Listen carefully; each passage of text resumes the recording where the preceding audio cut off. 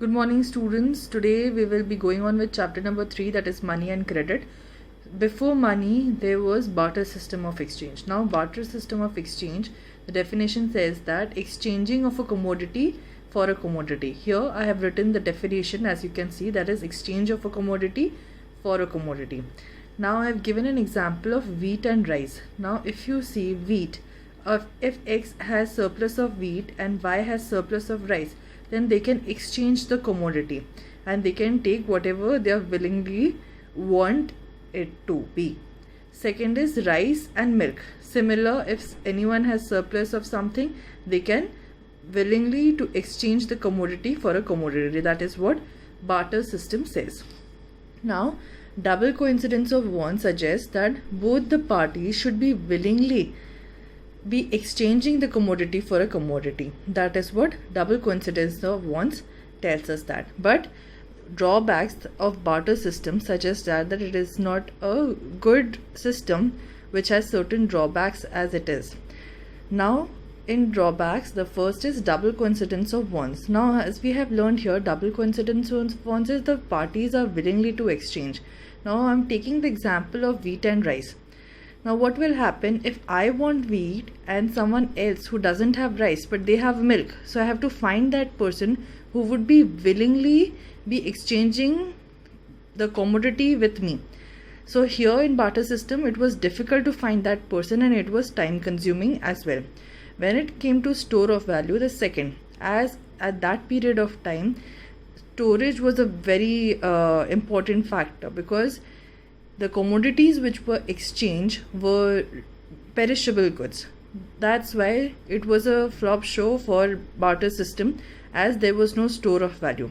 When it came to the measurement, the third drawback, that means that if I am taking 1 kg of rice and in return I am taking 4 horses from the other person, so that was not to be equivalent measurement, I can say that.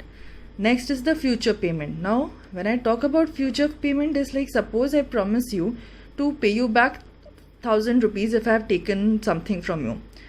So, and I would be repaying you within 6 months. That is what future payment is. If I am hiring you for something, in order to go for it, then obviously you can think about it. But during the barter system, future payment involved many manipulations as well. So again, this was the last drawback of barter system.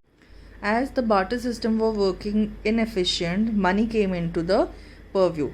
So what do you mean by money? Money which acts as an intermediate in an exchange process. That's why it is also known as medium of exchange. So at that period of time when money was introduced, the goods were exchanged for money. So the drawbacks which was of barter system became the uses of money. When I talk about modern forms of money, first there were coins, currencies, paper money, then plastic money came into consideration, credit cards, online transactions are these days.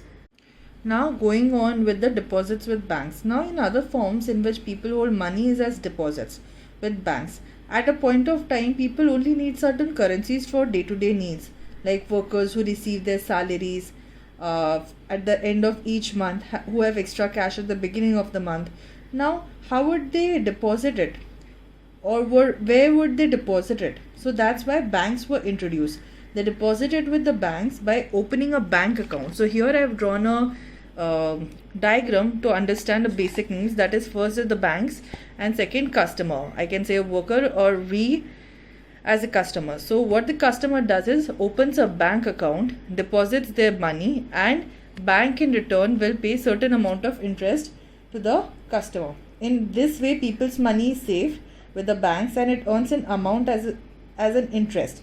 Now people also have the provision to withdraw the money as and when they require, since the deposits in the bank accounts can be withdrawn on demand. So it is also known as demand deposits. So I have written here the definition, that is, deposits which can be withdrawn or transferred on demand is known as demand deposits. It also offers another interesting facility as well. It is the facility which lends it the essential characteristics of money. Now payments made by check. Now what do you mean by check? This is the last topic for today. That is a paper instructing the bank to pay a specific amount from the person's account to the person in whose name the check has been issued. So I can say that I am giving a legal order which is made by the bank, and I want to withdraw certain amount from my account. So in that way, when I show this check or when I show this paper, then immediately they will be debiting through my account and they will be giving me the amount which I require. That is what check does. Okay, and for every check or for minimum balance we will discuss so on. This is the last topic. If you have any doubt, do let me know. Yes, definitions are to be written, so please write these important definitions from the video. Thank you.